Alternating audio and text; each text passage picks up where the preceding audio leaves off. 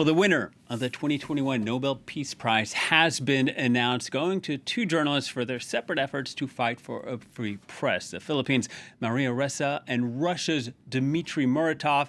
And now this appears to be the first time in the prize's 120-year history that it has been awarded to representatives of the independent press. For more, we can speak to our international affairs editor, Armen, Georgian. Armen, tell us more. Maria Ressa and Dmitry Muratov, what do we know about them?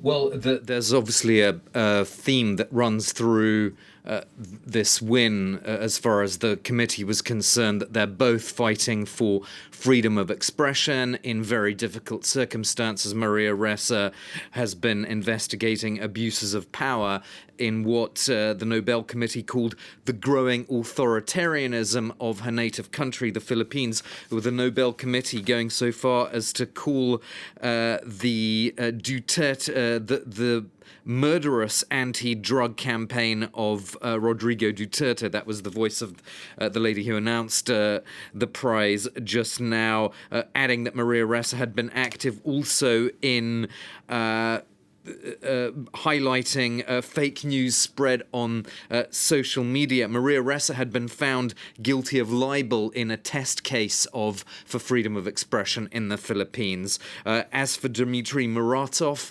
he is the co-founder of Novaya Gazeta, which the Nobel Committee called the most independent newspaper in Russia to this day. He was the co-founder of that in 1993. He's been its editor-in-chief since 1995. And it's been noted that 6 of the newspaper's journalists have been killed carrying out their work. Again, similar to Maria Ressa, he and his staff have been investigating corruption, violence, and very similar things to what Maria Ressa has been experiencing in the Philippines, according to the committee there. Yeah, the committee citing that their work has done the most or the best work for fraternity between nations. Now, Armen, there's still the coronavirus pandemic, there's famine, there's war. There were more than 300 candidates on this year's list. What did you make of this choice?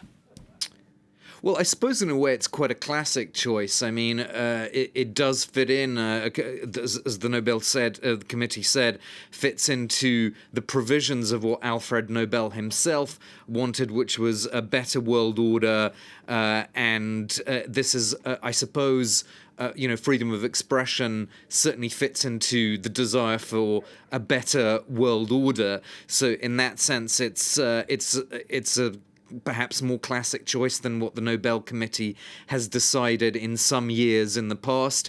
This award did not go to an institution, unlike last year with the World Food Programme or the European Union some years back. And often the nomination has been people that are perhaps not widely known to the general public. So although it wasn't a, quote, famous person, it was also not entirely unusual. All right. Thank you very much, Armen. Armen Georgian, our international affairs editor. We'll have more on that announcement a little bit later, but that's the news for now. Please stay tuned to France 24.